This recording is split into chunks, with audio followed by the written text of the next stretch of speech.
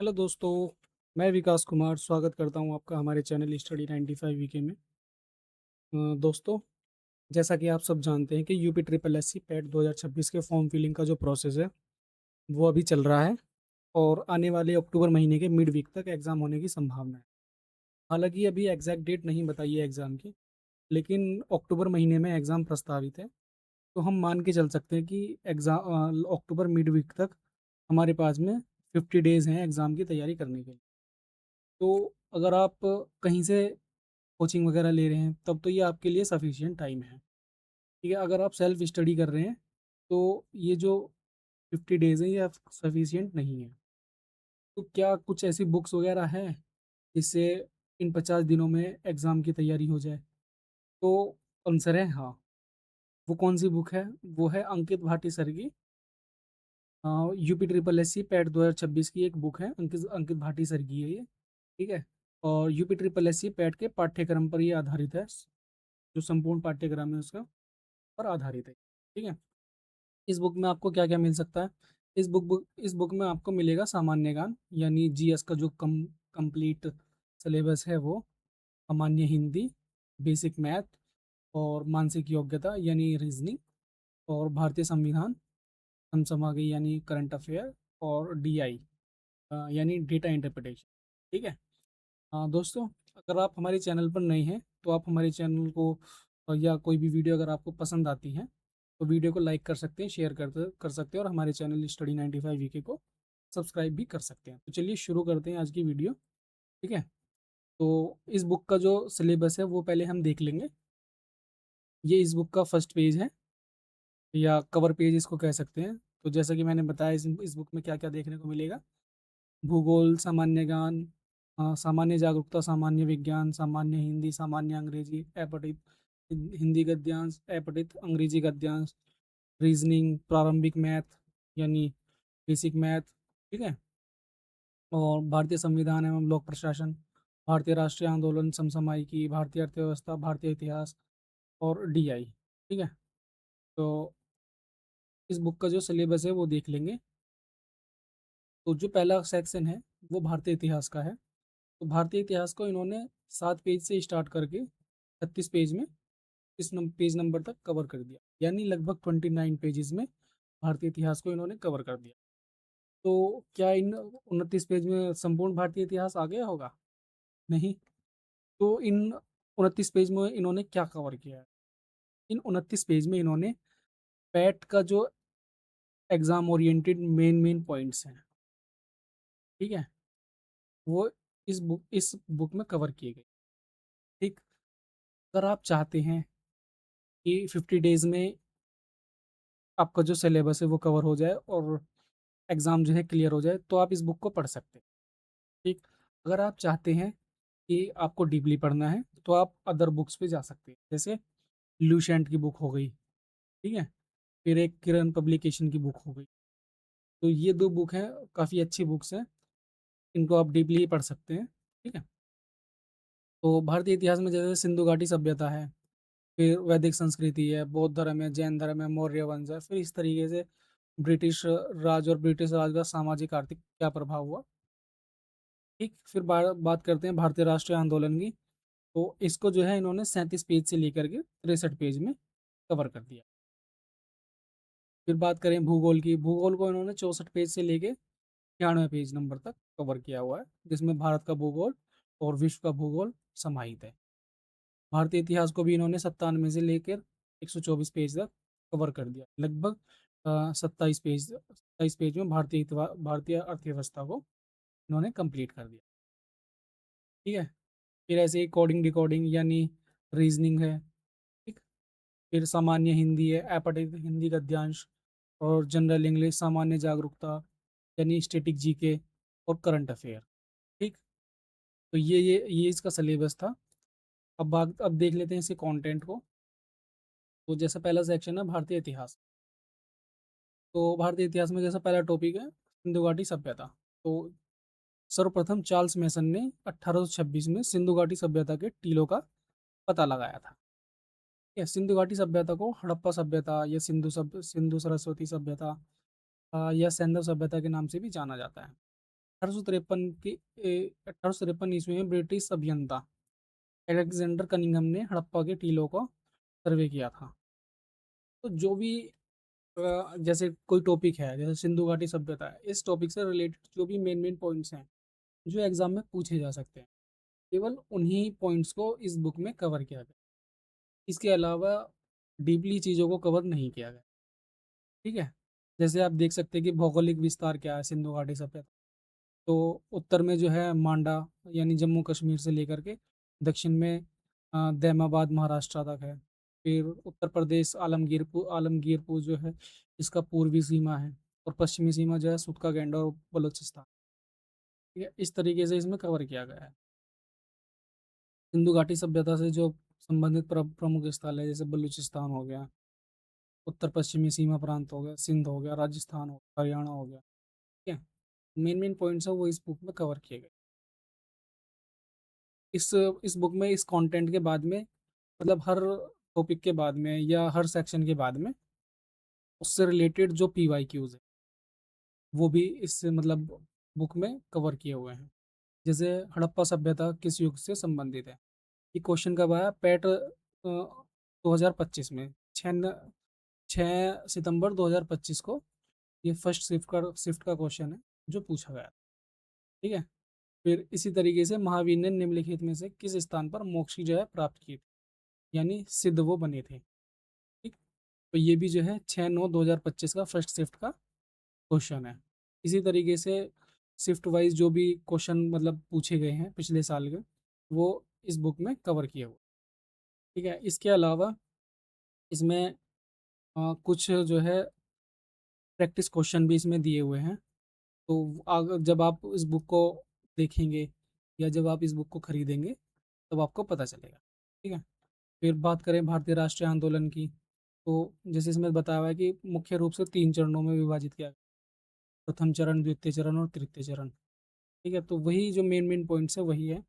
और जो भी जैसे इम्पोर्टेंट फैक्ट्स वगैरह हैं या इम्पोर्टेंट इन्फॉर्मेशन है उसको जो है टेबल के थ्रू समझाने का प्रयास किया। कांग्रेस के प्रमुख अधिवेशन, ये जैसे कांग्रेस के जो प्रमुख अधिवेशन है उनमें से हर साल एक दो क्वेश्चन आता ही है। उनमें क्या पूछ लेगा कि अ, प्रथम पारसी अध्यक्ष कौन बना था। ठीक है। या फिर प्रथम मुस्लिम अध्यक्ष कौन बना था, प्रथम प्रथम महिला अध्यक्ष कौन बनी थी। ठीक है। तो ये क्वेश्चन इनमें पूछ लेता है, तो आप इसको याद रखिए। फिर उसके बाद में वही भारत से बाहर की जो क्रांतिकारी गतिविधियां थी वो कैसे हुई, क्रांतिकारी आंदोलन तथा उग्र राष्ट्रवाद का उदय, ये सब इस तरीके से इसमें दिया हुआ है। फिर उसके बाद में, हाँ, जैसे इसमें दिया हुआ है कि स्वतंत्रता आंदोलन से संबंधित महत्वपूर्ण तथ्य जो है, जैसे पत्रिकाएं जो पुस्तक हैं हिंदुस्तान की, उसका लेखक कौन था, तारकनाथ दास। संवाद कौमुदी के लेखक कौन थे, राजा राम मोहन राय। लीडर और हिंदुस्तान के लेखक कौन थे, मदन मोहन मालवीय। इस तरीके से जो भी इम्पोर्टेंट चीज़ें हैं वो इन टेबल के थ्रू बता दी गई, इनको हमें याद रखना है एग्जाम ओरिएंटेड। जैसे भारत भारत में अंग्रेजों के विस्तार पर एक नज़र, प्रथम आंग्ला कर्नाटक युद्ध, द्वितीय कर्नाटक युद्ध, तृतीय कर्नाटक युद्ध, प्रथम मैसूर युद्ध, प्रथम द्वितीय मैसूर युद्ध, तृतीय मैसूर युद्ध। ये इस तरीके से जो महत्वपूर्ण युद्ध हुए हैं भारत में, आधुनिक भारत में, वो भी इसमें समझाने का प्रयास किया हुआ है। ठीक है। जैसे गवर्नर जनरल है वायसराय से संबंधित जो महत्वपूर्ण घटना है, जैसे वॉरेन हेस्टिंग जो है और 1773 से 1785 तक भारत का गवर्नर जनरल रहा था। ठीक। तो उसके कार्यकाल के दौरान क्या क्या घटनाएं हुई, रेगुलेटिंग एक्ट लागू किया, फिर 1784 में जो है पिट्स इंडिया एक्ट लागू किया गया था। ठीक है। फिर वर्ष 1774 का प्रथम गोरिल्ला युद्ध, प्रथम मराठा युद्ध, और फिर 1782 में सालबाई की संधि हुई। इस तरीके से जैसे दोहरा प्रशासन को समाप्त इसमें किया गया था, के द्वारा समाप्त किया था। ठीक है? ये सब वही है। ठीक है। फिर जैसे ये भारतीय राष्ट्रीय आंदोलन जो है समाप्त हो जाता है तो उसके बाद में फिर कुछ इंपॉर्टेंट जो PYQs हैं जो 6/9/2025 में पूछे गए हैं। जैसे लंदन में ईस्ट इंडिया एसोसिएशन की स्थापना किसके द्वारा की गई? ठीक है। फिर अनुशीलन समिति का मुख्यालय कहाँ था?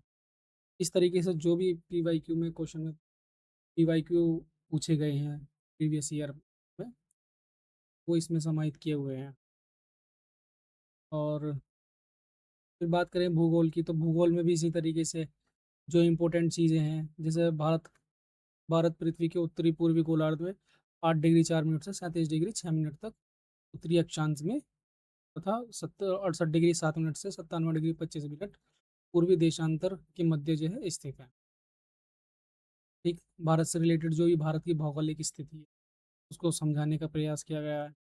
उससे रिलेटेड जो भी इंफॉर्मेशन है, हाँ, इंपॉर्टेंट इंफॉर्मेशन है एग्जाम पॉइंट ऑफ व्यू से, वो इसमें बताई गई है। फिर इसी तरीके से जैसे भारत की प्रमुख नदियाँ कौन कौन सी है, जैसे गंगा का उद्गम स्थान कहाँ से है? गंगोत्री हिमनद से है। इसकी प्रमुख सहायक नदियाँ कौन कौन सी है? दाएं किनारे से मिलने वाली प्रमुख नदियाँ जैसे यमुना और सोन, और लेफ्ट से जो मिलने वाली उसकी जो प्रमुख नदियाँ हैं, सहायक नदियाँ, गोमती, गंडक, घाघरा और रामगंगा और कोसी। ठीक है? इस तरीके से सभी भारत की जो प्रमुख नदियाँ हैं उसके बारे में बताया। फिर उसके बाद में उसी तरीके से जैसे हर सेक्शन के बाद में जो पीवाईक्यू हैं वो इसमें ऐड कर दिए गए हैं। इसके अलावा कुछ प्रैक्टिस क्वेश्चन भी इसमें ऐड किए। ठीक है। तो ओवरऑल वही है कि कंटेंट अच्छा है, एग्जाम पॉइंट ऑफ व्यू से आप इसको पढ़ सकते हैं, अगर लेना चाहें ले भी सकते हैं। ठीक है। तो भारतीय राज्य व्यवस्था के बारे में बताया हुआ है।